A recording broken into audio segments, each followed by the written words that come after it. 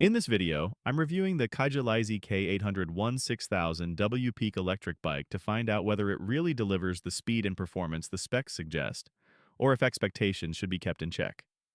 The biggest thing that gets people interested is the power. With a claimed peak output of 6,000 watts, the K801 is marketed as a high-performance electric bike designed for riders who want serious acceleration and strong hill climbing capability. That's what immediately separates it from typical commuter e-bikes. And honestly, that's where most of the positive feedback comes from. Many owners report that the bike feels extremely powerful.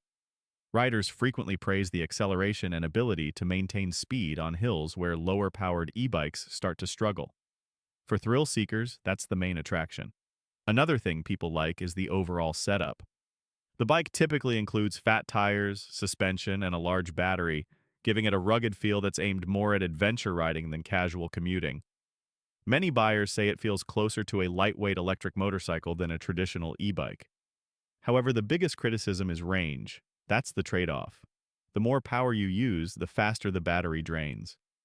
Riders who regularly use maximum power and high speeds often report significantly less range than the advertised figures. Another thing worth considering is practicality.